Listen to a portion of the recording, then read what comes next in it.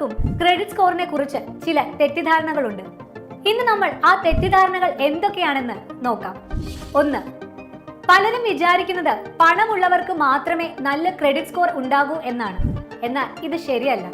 സത്യം എന്തെന്നാൽ credit score നിങ്ങളുടെ വരുമാനം നോക്കിയല്ല തീരുമാനിക്കുന്നത്. നിങ്ങൾ എങ്ങനെ നിങ്ങളുടെ കടങ്ങൾ കൈകാര്യം ചെയ്യുന്നു, കൃത്യസമയത്ത് തിരിച്ചടയ്ക്കുന്നുണ്ടോ, നിങ്ങളുടെ ക്രെഡിറ്റ് റിപ്പോർട്ട് എങ്ങനെയായിരുന്നു എന്നിങ്ങനെ ആശ്രയിച്ചാണ് ക്രെഡിറ്റ് സ്കോർ ഉണ്ടാക്കുന്നത്. 2. ചില ആളുകൾ വിചാരിക്കുന്നത് നമ്മൾ തന്നെ നമ്മുടെ ക്രെഡിറ്റ് സ്കോർ ഇടയ്ക്കിടെ ഓൺലൈൻ പരിശോധിച്ചാൽ സ്കോർ കുറയും എന്നാണ്. അതും തെറ്റാണ്. നിങ്ങൾ നിങ്ങളുടെ ക്രെഡിറ്റ് സ്കോർ എത്ര തവണ വേണമെങ്കിലും പരിശോധിച്ചോളൂ, അതുകൊണ്ട് സ്കോർ കുറയില്ല. വാസ്തവത്തിൽ നിങ്ങളുടെ ക്രെഡിറ്റ് സ്കോർ കൃത്യമായി അറിയുന്നത് നല്ലതാണ്. അതിലൂടെ എന്തെങ്കിലും തെറ്റുകൾ ഉണ്ടെങ്കിൽ തിരുത്താനും നിങ്ങളുടെ സ്കോർ മെച്ചപ്പെടുത്താനും ഇത് സഹായിക്കും. 3. പലരും ചെയ്യുന്ന ഒരു തെറ്റാണ് ആവശ്യമില്ലാതെ ക്രെഡിറ്റ് കാർഡുകൾ ക്ലോസ് ചെയ്യുന്നത്. അവർ വിചാരിക്കുന്നത് ഇങ്ങനെ ചെയ്താൽ ക്രെഡിറ്റ് സ്കോർ കൂടും എന്നാണ്. എന്നാൽ സത്യം നേരെ മറിച്ചാണ്. നിങ്ങളുടെ പഴയ ക്രെഡിറ്റ് കാർഡുകൾ ക്ലോസ് ചെയ്യുമ്പോൾ നിങ്ങളുടെ ക്രെഡിറ്റ് സ്കോർ കുറയാനാണ് സാധ്യത.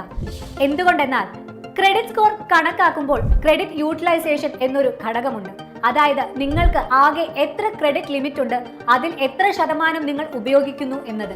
ക്രെഡിറ്റ് കാർഡ് ക്ലോസ് ചെയ്യുമ്പോൾ നിങ്ങളുടെ ആകെ ക്രെഡിറ്റ് ലിമിറ്റ് കുറയുകയും യൂട്ടിലൈസേഷൻ കൂടുകയും ചെയ്യും. ഇത് സ്കോറിനെ നെഗറ്റീവായി ബാധിക്കും. 4. നേരത്തെ പറഞ്ഞതുപോലെ തന്നെ വരുമാനം കൂടിയാൽ ക്രെഡിറ്റ് സ്കോർ കൂടുമെന്ന് വിചാരിക്കുന്നതും തെറ്റാണ്.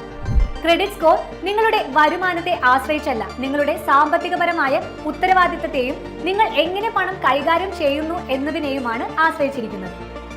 5. പലരും കരുതുന്നത് നല്ല ക്രെഡിറ്റ് സ്കോർ ഉണ്ടെങ്കിൽ ഏത് ലോണും എളുപ്പത്തിൽ കിട്ടും എന്നാണ്. അതും പൂർണ്ണമായും ശരിയല്ല. ക്രെഡിറ്റ് സ്കോർ പ്രധാന ഘടകം തന്നെയാണ്. പക്ഷേ ലോൺ കിട്ടാൻ ഇത് മാത്രമല്ല മാനദണ്ഡം. ബാങ്കുകൾ നിങ്ങളുടെ വരുമാനം, ജോലി, തിരിച്ചടയ്ക്കാനുള്ള കഴിവ്, മറ്റ് സാമ്പത്തിക ബാധ്യതകൾ എന്നിവയെല്ലാം പരിഗണിക്കും.